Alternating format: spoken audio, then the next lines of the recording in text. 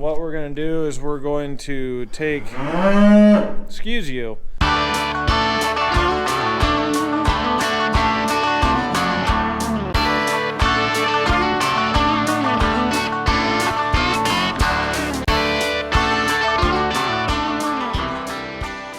What's going on, guys? This is Matt with rural Iowa, and today we're back working on the John Deere 250 skid loader. It's just always a ball of fun with this. So today what we have going on is I can't get it started. So I gotta check my grounds first, make sure that's good, and then I have a wire sniffer that I'm gonna try and trace the lines and see if I can find a short. I already took the starter out to see if it was the starter. Went and had it tested. It's not the starter. So now I got to get that back in. Hopefully I can get this started and raise the arms up to make things a lot easier to work on, because right now it's a giant pain in the butt because everything I need to get to is right behind that arm. But we'll go ahead and get the starter put back in and see if we can get these arms raised up. How I'm going to do that is I'm going to jump the starter, and especially if we can jump the starter, then we know from there out we have a dead short somewhere, or have some form of short somewhere. But I'll go grab the starter and we can go from there.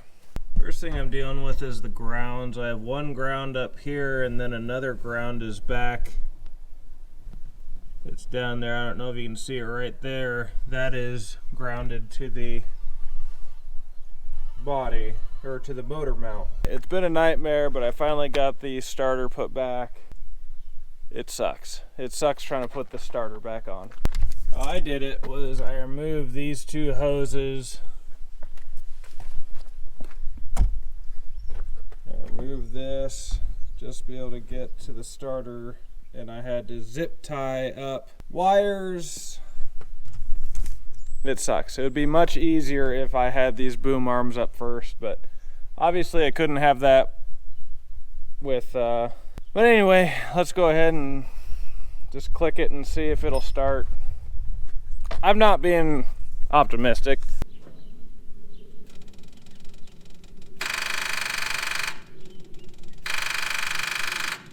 You can jump wires. See if I can jump the wires on the starter and start it that way. I got battery. That was replaced March, looks like 19th of 21. So I'm going to go get that tested. I talked to a guy about what he thinks it might be. Oh, there's some mouse nest in there. He thinks it might be something to do with the battery, so we're going to take that, check it. I have a battery tester, but he says you need to put a real load on it, so I'm going to take it up to him. We're going to put a real load on it, see how it reacts, and go from there and basically start tracing things from the battery out.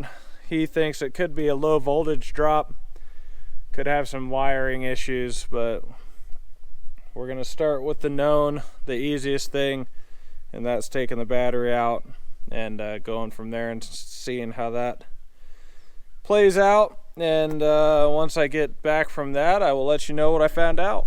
I got the peanut gallery here with me that are wanting some hay. What I got planned to do today, so I got the skid loader inside, I got it up. We're trying to get the wiring issue figured out. I've kind of come down to, with talking to a guy at a alternator and starter repair shop. He believes I have some voltage drop. What's going on? I've looked and haven't found anything readily apparent, and the thing that he suggested, which I'm not suggesting you guys do, but you do you on this, but he suggested this solenoid. It's supposed to go to a Ford pickup, and what we're going to do is we're going to take, we're going to take this solenoid, and I'll show you a diagram here. So what I'm going to do is I'm going to take the purple wire and I'm going to stick it onto the solenoid, and I have to take power from the solenoid on the starter up to the solenoid on this, and then take power on the other side down to where the purple wire would attach, and that is going to provide 12 volts to our solenoid, which will then provide 12 volts to engage our starter.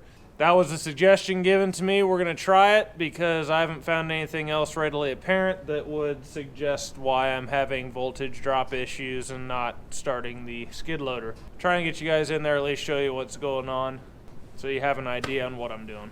We're going to see what we got here. So if you can see in here, I have our wires hooked up here and here. I've mounted our solenoid right here. Our purple wire comes right here to the S terminal. This wire is hot, goes to the battery hookup. This wire over here on the right side goes down. So as you can see, this is wired to hot. This side is wired to the purple, where the purple wire used to go. This wire is where the purple wire sits now. Purple wire sits now. So when I hit the start switch, this is going to engage this, which it takes only 6 volts to engage this solenoid. Have 12 volts coming in here, 6 volts engages this to activate the solenoid, sends this power down to where the purple wire was to engage 12 volts. Cross your fingers. We're going to see if this actually starts now.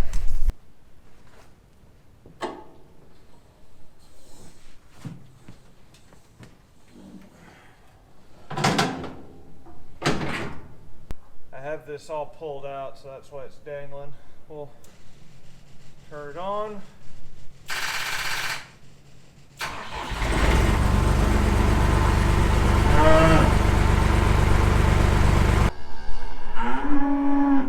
I don't know how I feel about that because it still kind of had an issue. Worked that time. Battery's charging, it says on the gauge.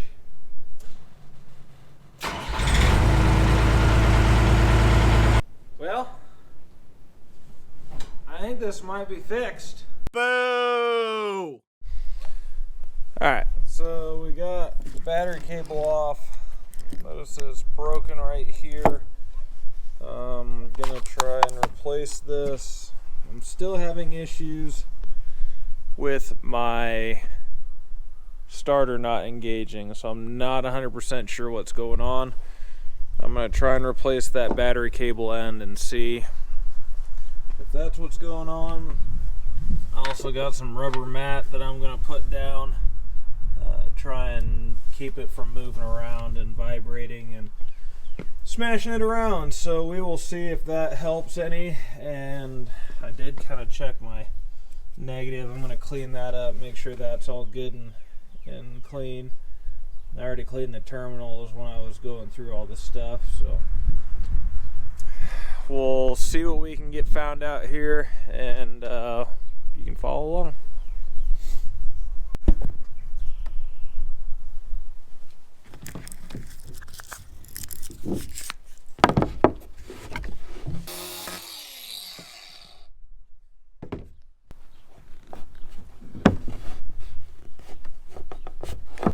Take a wire brush to these, make sure we get this all cleaned up, making sure it looks good before we do anything.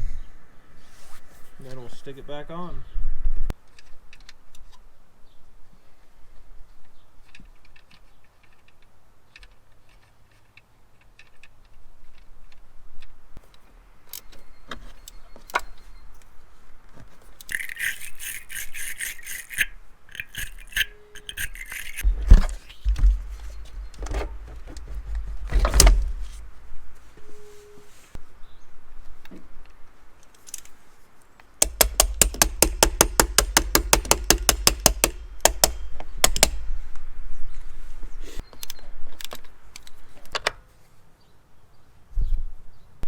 Okay, we'll give it a try.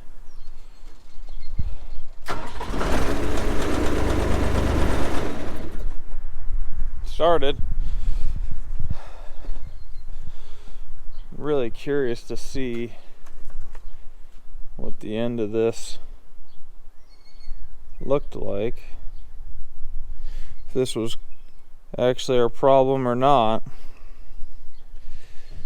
I don't know if it was. I hope it was. Again, this was starting to kind of get crappy anyway. It was cracked, and I hope that was our issue, and I don't have to worry about it anymore because it's a pain in the butt dealing with battery issues. I'm gonna get things wrapped back up here, and then maybe we'll go try and pull a tree or two. Gonna be doing some work around with the skid loader, and I got a brand new toy that I want to show you. This is my brand new tree puller that I just got.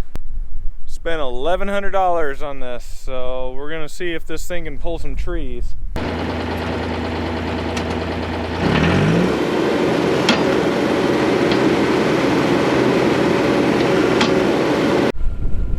Well, this tree right here died a few years ago. Well, 2 years ago now. But let's see if it'll pull that.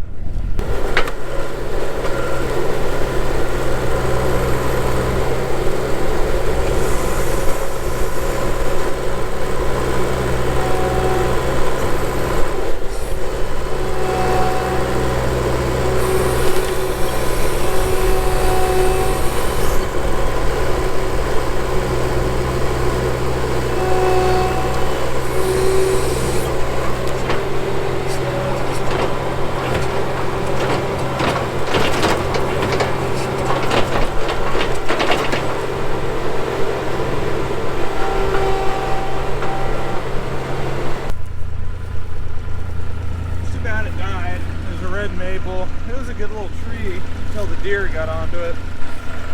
Find somewhere to put this. I kind of want to try and pull another tree. So let's go do that.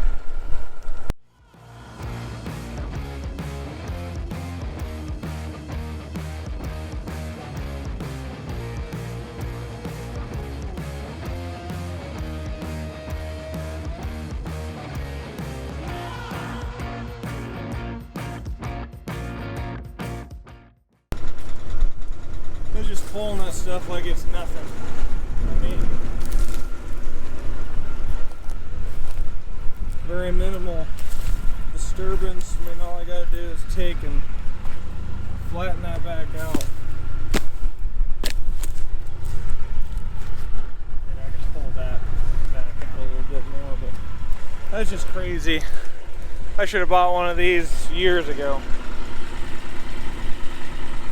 Just pulling that much in that little amount of time. Well, hey, I